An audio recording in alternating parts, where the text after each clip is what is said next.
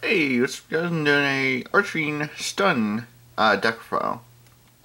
Now, I know I've done many builds of this in the past. This one's a lot more updated version. The only one card that I'm missing from this deck is King Tiger Yugioh, and this is my only copy of this card. So, in the dual videos I'll be doing with this deck, you guys will be seeing 3 of this in here. And I will be adding 3 of this in here as well, once I get 2 more copies, so. But yeah, that's the only card that's not in here at the moment, but, like I said, in the dual videos, you guys will be seeing that in there, so. But yeah. So without any further ado, let's go on with the deck profile. So, 3 Shadow Knight Archfiend. In case if you guys are new to my channel or haven't seen the old Archfiends in a while, I'll be explaining what they do and everything like that. So basically, the old Archfiends, you have to pay life points unless you have pen money on the field.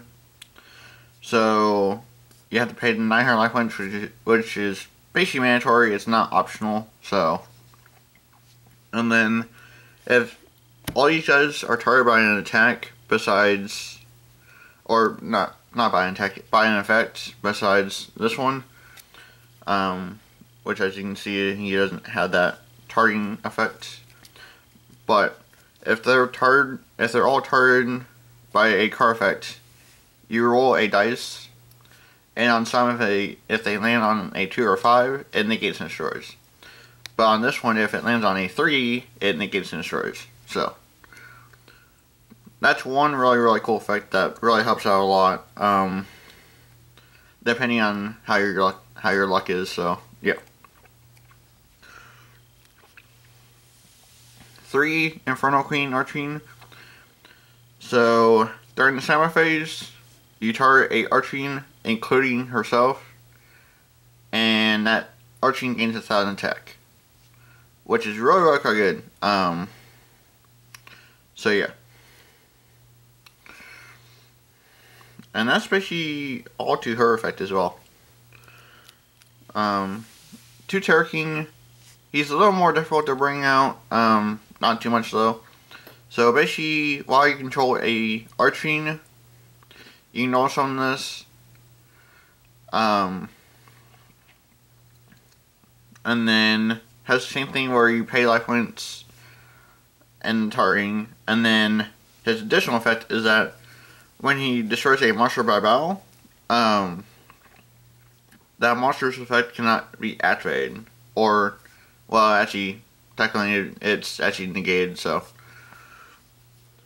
but yeah, when it destroys a monster by battle, it negates the effect. So anything like Zing or anything that would activate during the battle phase, this card would negate it. So, which is really quite cool. Which is why Terror King is one of my favorite Archfiends. And then 2 Desrook. Same thing with life points and the targeting. But the cool part about him is, I bet you guys are probably seeing, you know, the resemblance. So basically when Terror King is, like, dies anyway, you can send this to your guard and then bring back Terror King. So it revives Terror King Archfiends, which is really quite cool. And then 2 Archfiend General, you send this from your hand to the grave to search out for Pandemonium. So, which, you know, this is your searcher for that. And then 3 False Dyna. You guys know me, I ran False Dyna here for quite a while, and I still like it. So it's just a really good card, and just a really good anti-magic card. So, and then for the last monster, 1 Maxi.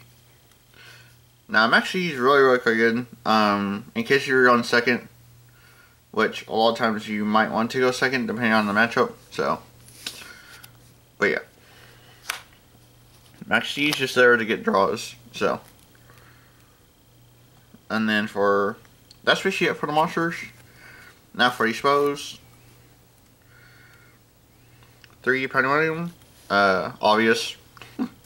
Is you really need that card on the field. It helps protect your lifelines from taking that effect damage. So 3 Instant Fusion. I'm sure you guys are probably wondering, like, what's your target for Instant Fusion? Well, 3,000 as your strict. This card's back at 3, and so your main goal is to take their monster and then end turn, and then they lose their monster, and then, you know, they have to kind of reestablish their board, or at least that one monster. So, yeah. And it could be something that, you know, they use a lot of resources to make that monster, and so that's why that's really quite good. So, 2 Mirror Shield. Really broken card. So let's say you attack into a monster and their monster attack is higher. Like, let's say yours is 3,000 and let's say you have a Archfiend on field with 2,000. So during the damage up, this gains 1,100 attack. So this actually becomes 31. And the same thing with the defense. If you have them in defense and they try attacking into him, then his defense becomes the same attack. So it's like 100 attack points higher than that attack. So it's really quite good, and it helps save you a lot. So 2 MST, just useful to help curve back row. Same thing with Twin Twister, just help curve back row. And then Upstart Goblin. Now, I actually pulled this out of Legendary Collection. Same thing as this next card. But Upstart Goblin is in here to just gain a little more consistency and see if you can draw anything good to help you out. So yeah, Rakeki just help curve boards. So yeah, which came in actually really quite clutch against Zoo. I was actually facing my friend. He plays Zoo, and I won 1 game against him. He 2-won me both the rounds that we played. So there was no tournament last night, but you know, we still counted as rounds. So yeah.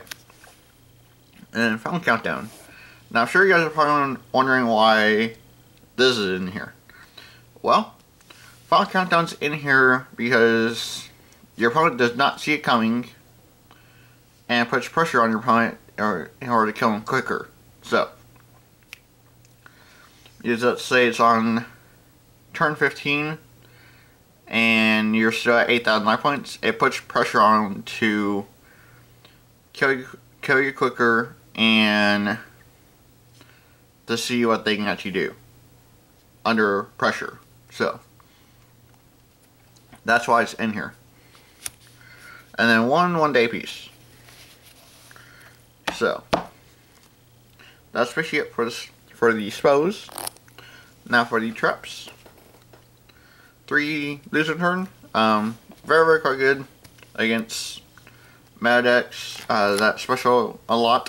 So yeah, is while you control no special monsters. If there's a monster that's special, it negates their effects and changes them to defense. So yeah, 3 Storm Mirror Force, 2 Quaking, 2 Lost Wind, 2 Starlight Road, 1 Bottomless, 1 Trenchel, and then 1 Warning. So yeah, so that's basically it for the main deck. It's like 46 cards, something like that. Probably be like 49 by the time I'm done with the entire King Tiger Wingu. If you guys really want to make this deck, the stuff that I would recommend not buying if you guys are budget players, I'd try to see if I can trade for like a Red Geki and then upstart. But other than that, it's budget friendly. There's nothing in here that's expensive, maybe like the instant fusions. You can probably cut from the deck as well. But other than that, it's really good, and I really like it a lot. So yeah. So extra deck, Thousand Eyes, and then Star Striking. So, but yeah, thank you for watching. Don't forget to like, comment, and subscribe for more. And yeah, stay tuned for those duels. And yeah, thank you for watching. And I'll catch you later. Alright, later.